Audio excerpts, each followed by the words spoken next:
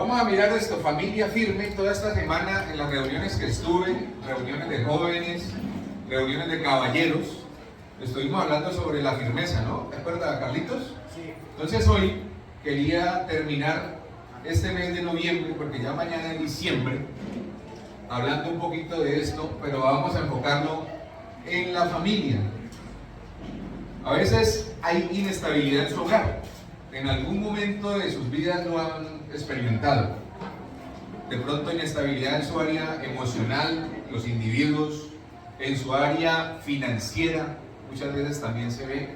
Y eso genera que a la larga o a futuro se generen dificultades que a veces se rompen y son muy difíciles de volver al punto inicial o a donde queremos estar. Obviamente nosotros queremos tener unas familias ejemplares, llenas de amor, con una unidad maravillosa. Eso es lo que nosotros quisiéramos, ¿no? Ese es el verdadero modelo de familia, ¿ya? Y yo quiero iniciar este tiempito, y acordando mucho mis apuntes, con una pregunta. ¿Cómo está su familia hoy? Entonces es una pregunta que empieza a tocar situaciones que de pronto no queremos que se toquen. Cuando nos preguntan por la familia es cuando duele, es cuando nuestro corazón por allá en lo profundo llora, porque de pronto algún miembro de mi familia no la está pasando bien. De pronto alguno se nos escapó, alguno se nos perdió entre comillas, de pronto la hostilidad ganó partida y la situación realmente es difícil, es nefasta y duele porque quisiéramos tener el control, pero al final vemos hoy en día cómo se empieza a perder el control de la situación. ¿A usted no le gustaría que existiera un mecanismo para usted controlar a su familia? Le voy a hablar a los esposos. ¿A usted le gustaría tener un control para manejar a su esposa? Solamente respondan con la cabeza. Algunos no lo hacen porque les da miedo de la esposa que está al lado, de las represalias que ella pueda tomar en casa con respecto a su respuesta, ¿no? Yo sé que si estuviéramos los varones solos, eso se desnucan diciendo, sí, líder, ¿dónde lo compro? Para uno, por ejemplo, ponerle mute a la esposa, ¿cierto? O adelantarla o atrasarla, ¿sí o no? Sería bueno acomodarle el color en algunas ocasiones. No, mentira. Son cosas que quisiéramos hacer, pero no podemos hacer, no tenemos el control. ¿A usted no le gustaría cambiar el carácter de su hijo? ¿Sí? Que usted con cantaleta diaria, que usted le diga esto y esto, y es que usted es un desordenado, es que usted es indisciplinado, y que él cambiara de una, ¿no sería lo mejor? Eso no va a pasar jamás, nunca va a pasar si nosotros no tomamos correctivos con respecto a lo que significa o a lo que es mi familia. Se preguntaron ahí en la mente, ¿cómo está su familia hoy? Dispersos, idos. Y esta pregunta no solamente yo se la hice a ustedes, sino que también se la he hecho a varias personas. Hoy traje varias respuestas. De pronto usted se identifica con alguna de ellas. ¿Cómo está su familia? Ah, una belleza, líder. Esa es una familia buena. Uf, mis hijos trabajando, mi esposa es un amor, no molesta para nada, está en estado de coma. No, mentiras. Una belleza. ¿Sí? Otros dicen, ¿cómo está tu familia? Nomás con el gesto, ¿no? Ahí llevándola. Respuestas de algunas personas. Otros dicen, líder, mi familia es un caos. Peleas, hostilidad, todo el día en mi casa es una mala cara. Terrible, ¿no?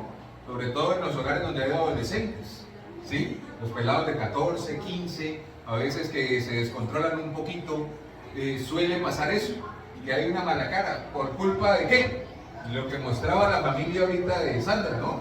Por culpa de la tecnología, del free fire, de los jueguitos, de todo ese tipo de cosas que hoy en día hacen parte de la cotidianidad de nuestro hogar. Otros me dicen, líder, estoy que tiro la toalla, ya no doy más con ese orangután de mi esposo, dicen algunas damas, ¿no? Otros dicen, con mucha esperanza, dicen, estamos en la lucha, líder, estamos en la lucha. Otros dicen, pues normal. Y uno adentra en esa pregunta, ¿y qué es normal para usted? Y uno se pone pone a indagar y lo normal es peleas, mala cara, lo mismo, pero lo normalizan, se vuelve normal. Ah, es que él es así, es que yo soy así, ¿por qué tiene esa cara morada? Es que me pegó. Ah, es normal, el día que no me pegue me siento rara. Se acostumbran a que la den, se ven en otros lugares, no me hagan caras, es en otros distritos, con otro tipo de personas, ¿no? ¿Sí?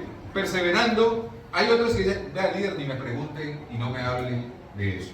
Eso muestra lo que hay de puertas para adentro, cómo está su familia hoy en día. Entonces, le compartí el jueves a los pelados, a los jóvenes, y vemos que las familias y los hogares, en un porcentaje realmente alto, sufren de inestabilidad. Inestabilidad familiar, inestabilidad emocional. Hay desequilibrio hoy en día.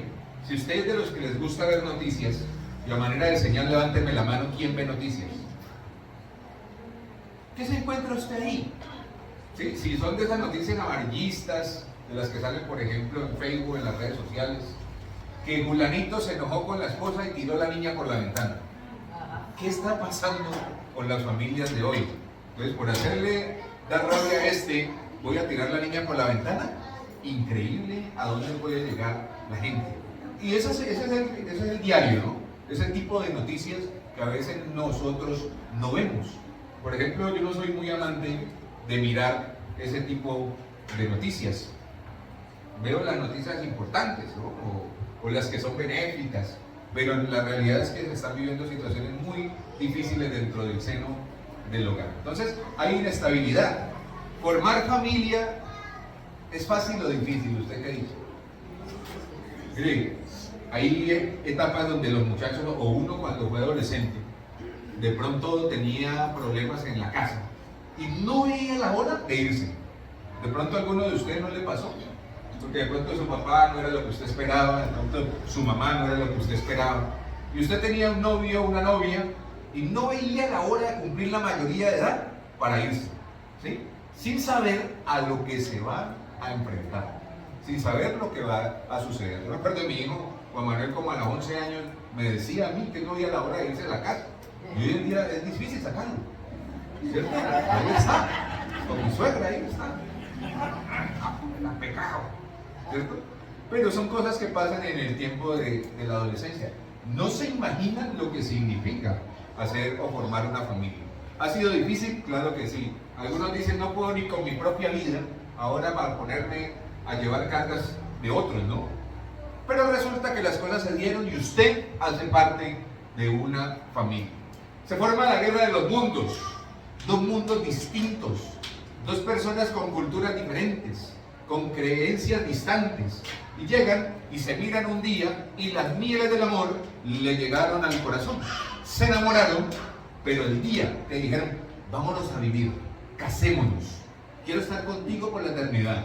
El día que llega ese momento y de pronto deciden alquilar una casa o comprar una, se van y empieza el choque de los mundos, ¿sí o no? ¿No les pasó a ustedes eso? ¿O fue una armonía maravillosa? Yo siempre cuento la historia de lo que me pasó a mí con mi esposa. Resulta que en mi casa, cuando en las noches se comía, pues bien, se comía abundante. Aquí está mi mamá, que es la pelirroja, está acá. Ella nos hacía frijoles, con arroz, con encebollado, con tajadas, con chorizo, con lo que pudiera en ese plato. Para mí era maravilloso. Y a las 6 siempre a comer, y llegábamos a comer, nos enseñaron desde muy pequeñitos. Y yo me casé con mi esposa cuando la primera comida era café con arepa. Eso para mí fue algo muy difícil, fue algo muy extraño. Yo me sentí mal, yo me sentí en un fraude, yo me sentí embautado, yo me sentí muy extrañado.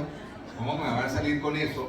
Si yo estaba extrañando los frijoles, los fideos, los espaguetis que doña Norma en su abundancia nos hacía. Pero es una costumbre cultural, ¿no? Así se comía en el campo, así se comía allá. Yo no peleé con ella, simplemente me trastornó un poquito, pero empezamos a hablar del tema y empezamos como a compaginar las cosas, empezamos a buscar una manera. Pues un día de pronto comíamos trancadito, otro día la arepa con café. Yo no tomaba café, a la hora del té. Ajá, la iguana. Yo no tomaba café. En mi casa era solo aguapanela. Por eso es que yo soy un muchacho tan pica y bien formado. Y leche de vaca. Llegué mi esposa y me enseñó a tomar café. Yo no puedo vivir sin café hoy en día, ¿no? Pero entonces me refiero, ¿qué tal que yo hubiera hecho en ese choque de mundos? Hubiera hecho una pataleta, me hubiera enojado, me hubiéramos separado por un plato de frijoles con encebollado, ¿sí? Y simplemente empezamos a formarnos y a hacer cositas que nosotros debemos aprender a hacer. Hay parejas que llevan años y no han aprendido a convivir, no han aprendido a respetarse siquiera. Entonces, ¿qué crees tú? Otra pregunta, que genera la inestabilidad en tu familia. ¿Qué crees? Hay algunos factores, ¿no? ¿Sí? Tú dices, no, pues, uno cuando tiene cita de parejas, siempre el uno le echa la culpa al otro. Es que él, es que ella, es que él, es que ella, es que los niños. Y los niños simplemente son fruto de lo que usted les ha enseñado y les ha mostrado. Los niños aprenden, obviamente, del ejemplo que cada uno le da. Entonces, ante esta pregunta, ¿qué crees que está inestabilizando tu familia? También recibí múltiples respuestas. No sé si te vas a ver identificado con alguna de ellas. Las respuestas de la gente es que ese genio de él, dice, puede ser causante incluso hasta de divorcio, ¿no? Es que esa manera de ella, es que esa forma de ser, es que ese temperamento, es que ese carácter tan fuerte. Otros dicen, es que hay incomprensión. Otros dicen, es que mi esposo nunca me ayuda. Todo el oficio me toca a mí sola. Los niños. Y él llega cansado del trabajo, deja zapatos tirados y se echa como una marmota. Todo ese tipo de cosas pueden causar daño y traer inestabilidad. Cosas que parecen sencillas. Pregunto, hasta ahí, ¿son cosas que pueden mejorar? Obvio que sí.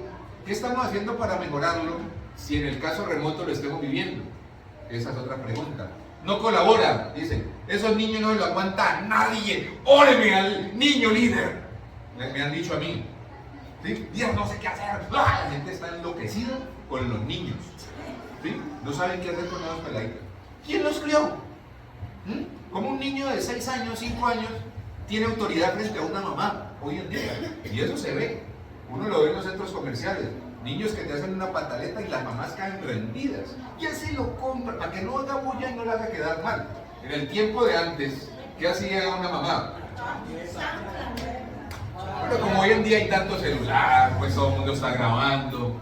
Y entonces cogen una mala toma y la suben a la red, mamá maltratando niños. Pero no saben lo que hizo el desgraciado. Niño. Eso sí no lo han grabado, ¿no? Entonces, ¿cierto? Está como el señor que estaba en la tienda con el niño, ¿no? Estaba con el niño y el niño molesta y molesta el niño y el niño, paciencia, Tomás, y el niño, joda, perdón, y moleste, paciencia, Tomás, tranquilo, Tomás. Entonces una mamá estaba viendo, usted sabe, se va tan paciente, ¿sí? Se van tan pacientes. ¿Usted cómo hace para tener esa paciencia con ese niño? Y él decía, es que Tomás soy yo. Ese es un desgraciado, ¿no? Y yo digo, pero acá, pues esa pata. Hay gente que me ha dicho literal a mí, me dice, pero acá, cogerlo a pata, para que se aquiete. Pero son cosas que suceden. ¿Qué pasó?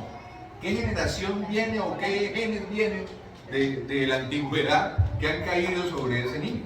Hay niños que literal los papás dicen, ese niño es el diablo. No saben el daño que le están haciendo con las declaraciones, porque declarar no es muy bueno que digamos a veces, ¿no?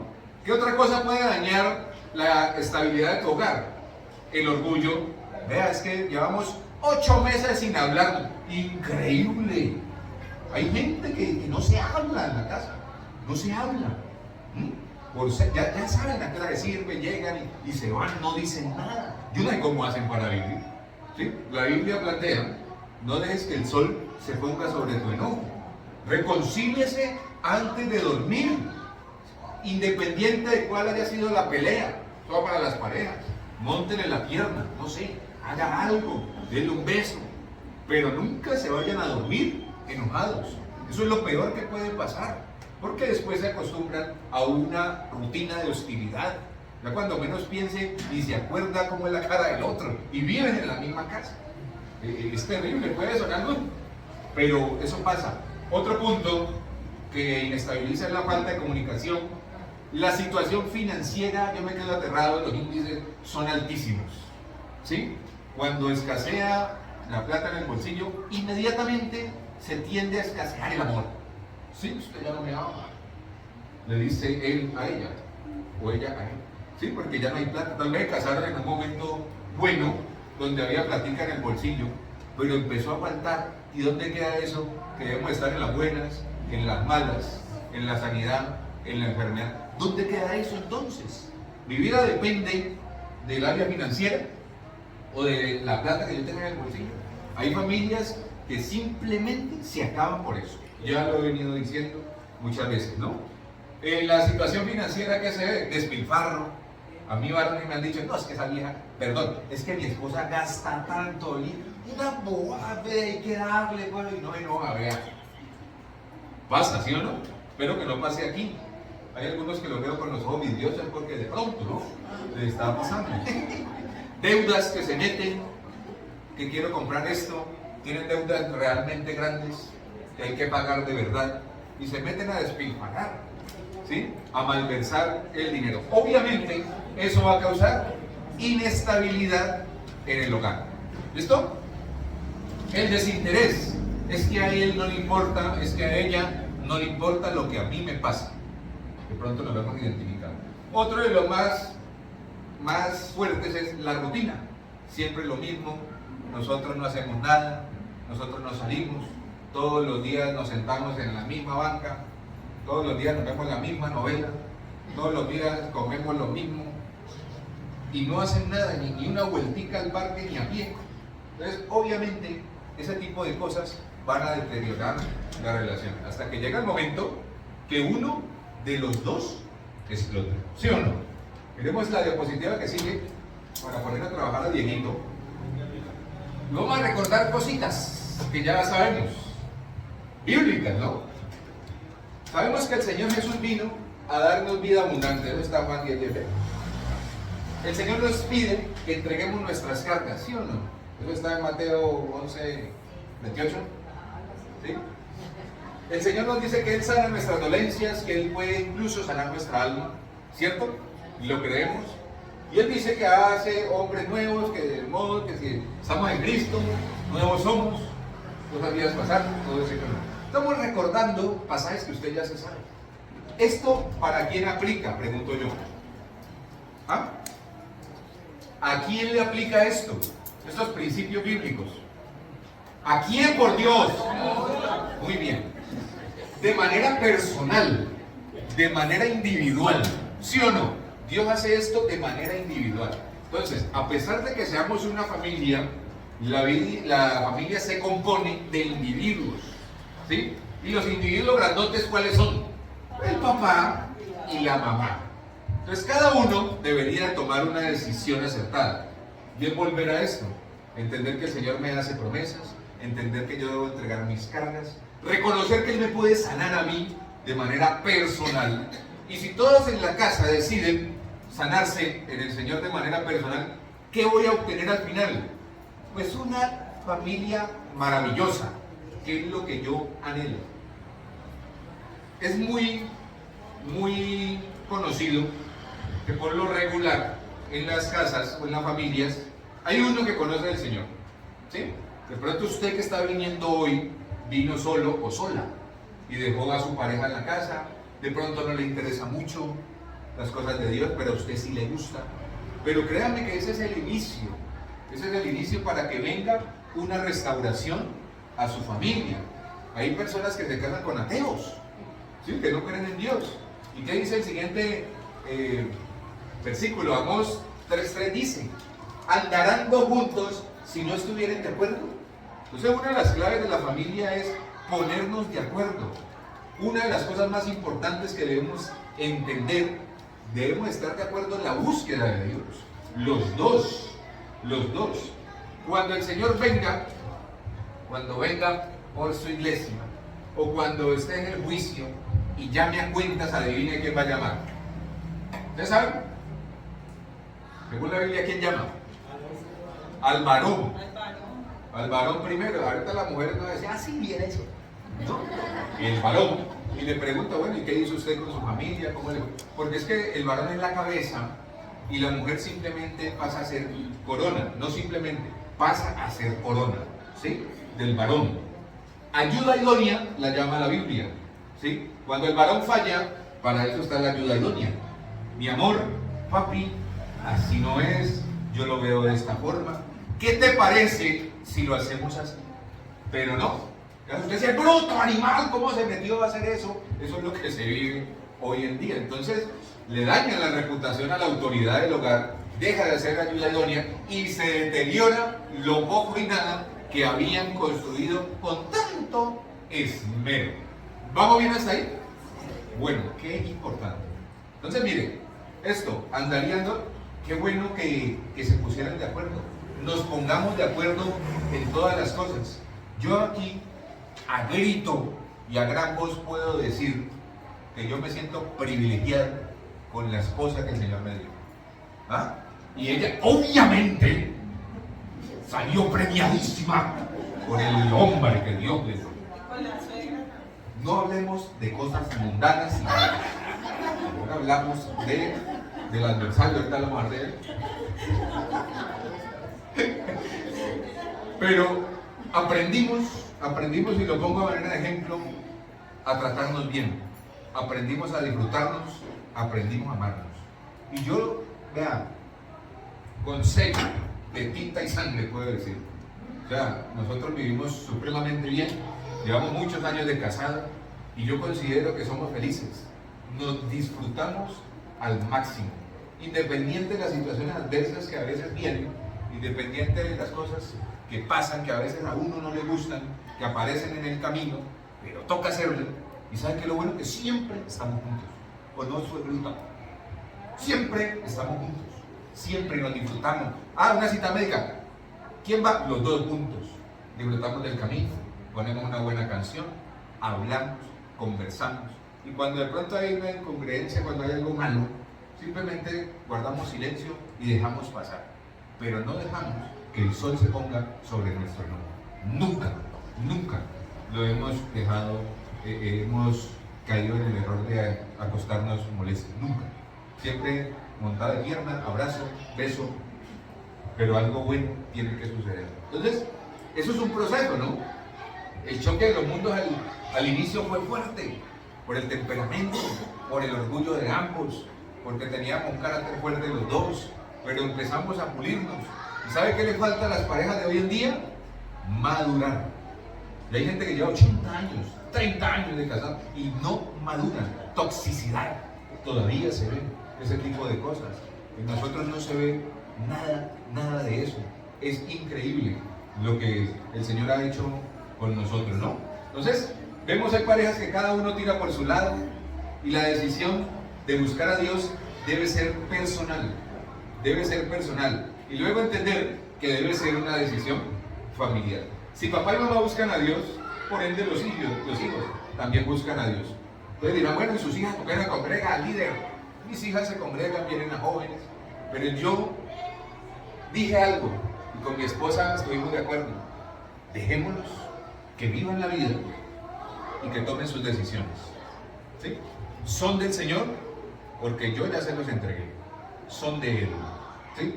Si les toca vivir un episodio de hijo pródigo, que lo vivan y aprendan y vuelvan de verdad a los brazos de papá en su momento. ¿Sí? Eso lo aprendí yo. Hay padres que inculcan a los hijos con castigo, con dolor, con severidad, y simplemente están creando alguien que en algún momento se puede desmoronar y se puede caer. Porque es que en el desierto, cuando hay adversidad y problemas, es que se forma el carácter, o si no, no. ¿Sí? Y sabemos que nosotros somos vulnerables, somos seres humanos, somos débiles, pero también les enseñamos que a los que amamos a Dios, todas las cosas simplemente nos van a ayudar para bien. ¿Ya? Entonces, aparece otro versículo, Dieguito, que sigue. Conocidísimo, viejo conocido, Si el Señor o si Jehová no edifica la casa, en vano trabajan los que la edifican. Si Jehová no guardara la ciudad, en vano vela la guarda. Levanten la mano con toda sinceridad y sin pena. Las damas, ¿quién de ustedes es cantaletosa? De tal madre calidad. Levantar la mano a dos. ¿Usted es cantaletosa? ¿Usted quién le aprendió a ser cantaletosa? Señala la mano. Doña, allá también por ahí hay varias manos que se levantan. ¿Sí?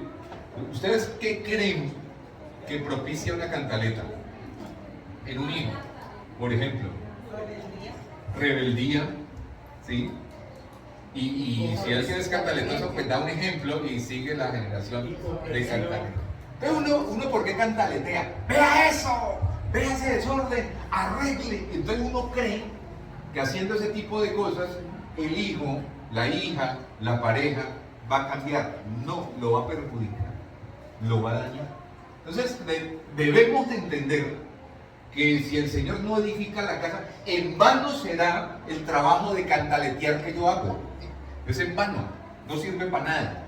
Pero cuando yo entiendo que Dios es el que sana, el que muda corazones, el que restaura la vida de mis hijos, el que restaura la vida de mi esposa, yo voy a tener paz en mi corazón y simplemente no voy a pelear con nadie, porque incluso sabemos que el Señor pelea por mí. Le aplaudieron a los muchachos por eso. ¿Cierto? Entonces esto es importante que lo tengamos en cuenta. Meta al Señor en el seno de su hogar, en medio de su familia, para que Él gobierne. ¿Qué requiere? Más oración. ¿Qué requiere? Más búsqueda de Dios. ¿Qué requiere? Estemos ahí, siempre en la presencia de nuestro Padre Celestial. ¿Ya? Vamos a leer el siguiente, Dieguito. Si acabamos tarde es por culpa del drama que hizo Sandra. Bueno, demora sus dramas. Échale ganas lo que dice Primera de Pedro 5:8. A los caballeros les compartí y a los jóvenes también. Todos ustedes también merecen oír eso.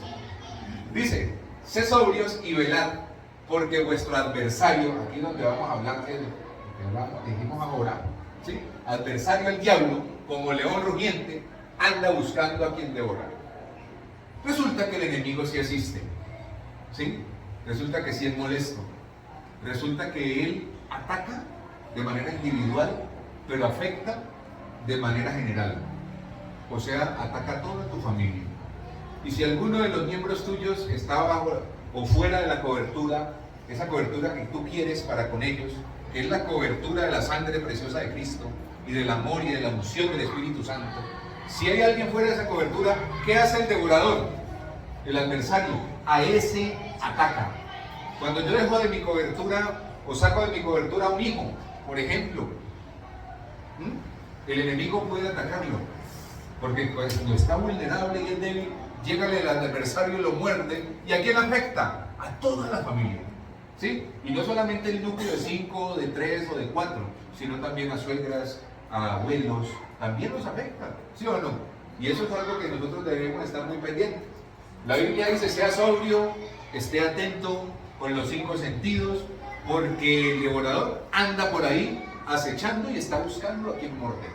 Entonces yo tengo que estar pendiente del devorador, ¿sí? ¿Cómo sería? Hagamos de cuenta que Diego es el devorador, es un león, ¿sí? De la fauna.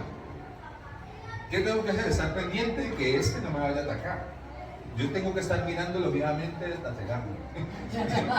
Tengo que estarlo viendo para que él no me... Porque si yo me descuido, ¿qué hace Diego?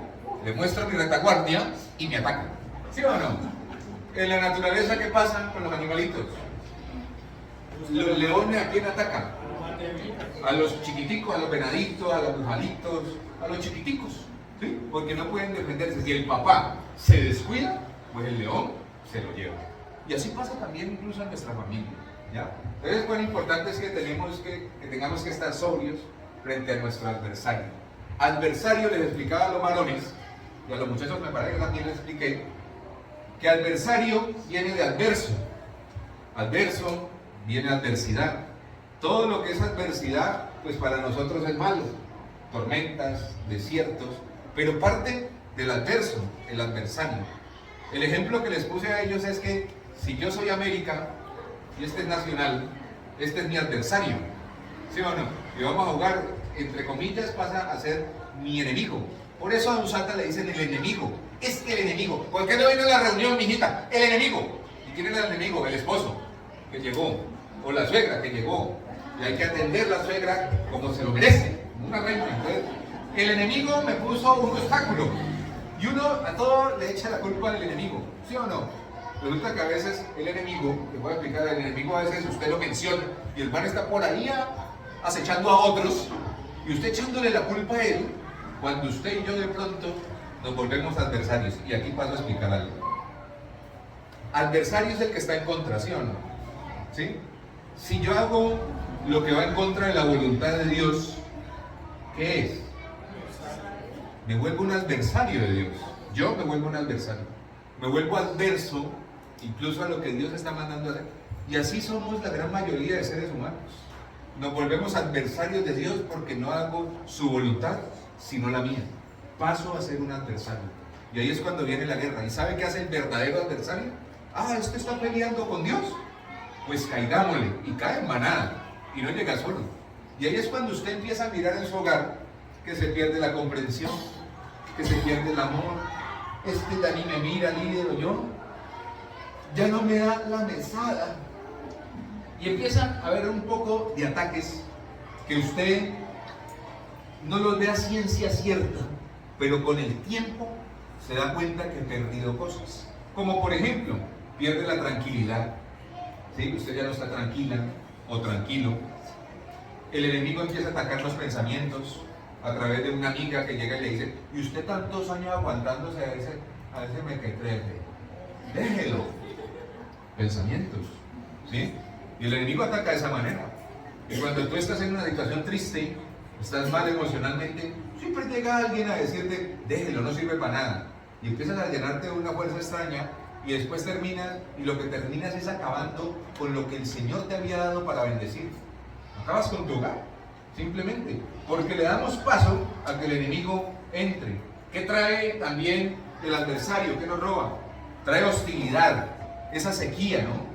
Yo amo esos hogares donde el esposo y la esposa le tratan de mi amor, mi vida, mi rata podrida, no, eso no, mi amor, mi vida, se tratan de esa manera, pero que es genuino, porque también he visto hogares que lo hacen es frente a otras personas.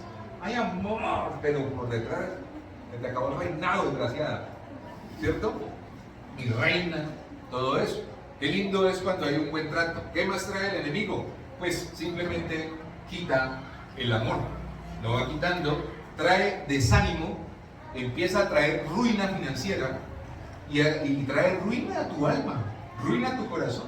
Entonces, la pregunta que yo le hacía al principio, ¿cómo es su familia? Es una pregunta que hay que hacerse muy clara. Si es posible, sea minucioso, escriba en su agenda. Bueno, yo he notado que desde que me casé o desde que me junté con este o esta, esto era así, asá.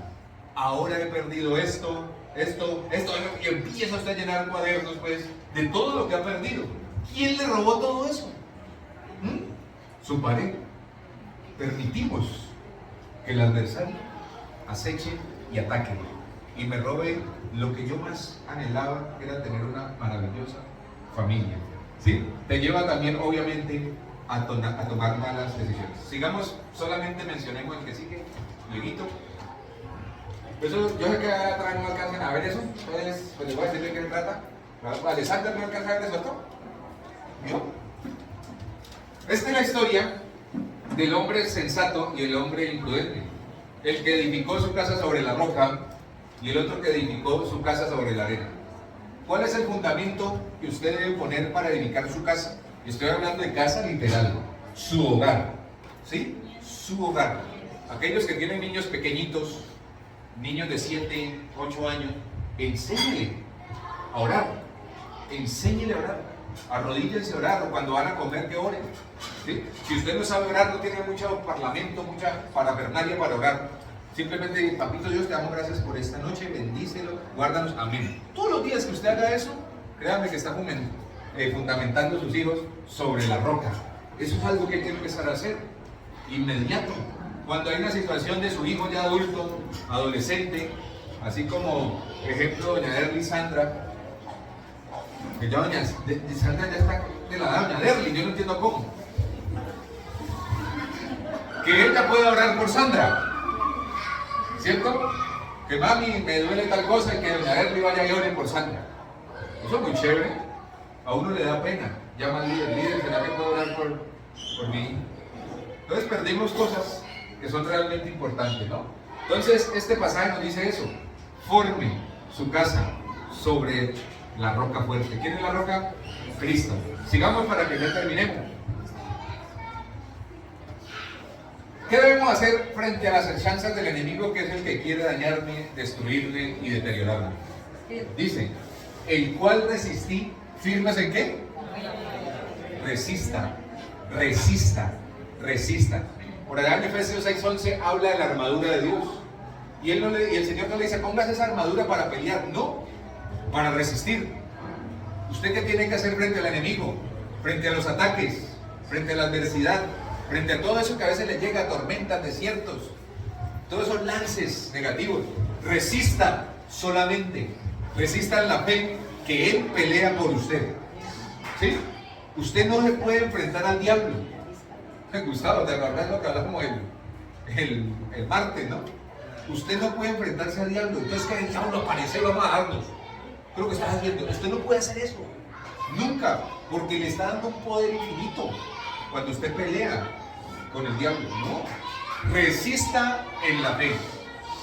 Permanezca en el Señor. Usted que conoce de Dios en su hogar, permanezca en la fe. ¿En quién cree usted? En Él, en el Señor. Entonces usted está firme en Él, simplemente se para resistiendo al devorador, o al adverso, o al adversario. Si yo resisto en la fe, nunca soy adversario, soy amigo del Señor. Y Él pelea sus batallas. Él es el que pelea por usted. Nadie más puede pelear por usted. Él es el que va y sana corazones cuando usted ora y resiste y está firme en la fe. Él es el que restaura a sus hijos, restaura su hogar, restaura a su familia, pero solamente si estoy firme en Él. Firme. Entonces, el título era, ¿cuál era? Familias firmes. Ese era el título. El pasaje acababa de decir que todo el mundo vive eso, ¿no? En el mundo. Todo el mundo padece persecución. Pero usted y yo estemos firmes en el Señor. De aquí en adelante, cuando tenga un problema, un diagnóstico, una mala noticia, diga, estoy firme en el Señor. Estoy firme en ti. Eso es lo que quiere decir. Y créalo que así es. Porque, reitero, Él es el que pelea por usted. Dios pelea por nosotros. ¿Qué necesitamos adquirir? Familias firmes. Se lo doy de regalo terminando noviembre, porque mañana empieza diciembre. Es el mes que trae, vea, tantas cosas trae diciembre. Es un mes muy lindo para aquellos que amamos la Navidad, pero es un mes que trae tentaciones por doquier. Es un mes que ataca las finanzas, es un mes que ataca el bolsillo, es un mes que trae problemas, es un mes donde aparecen las invitaciones a beber, es un mes donde usted se separa de Dios porque no va a la iglesia porque tengo un eventico. Es ese mes. Entonces la invitación hoy, 30 de noviembre, es que usted en diciembre esté firme en el Señor, firme en Dios. Ah, que hay novenas teoterápicas, vamos para las novenas teoterápicas. No, es que viene un amigo y trajo 2 garrafones. ¿Qué prefiere? ¿Ser un adverso o simplemente estar firme en el Señor? Entonces, esto es lo que les dejo, niños, para este mes de diciembre que mañana inicia.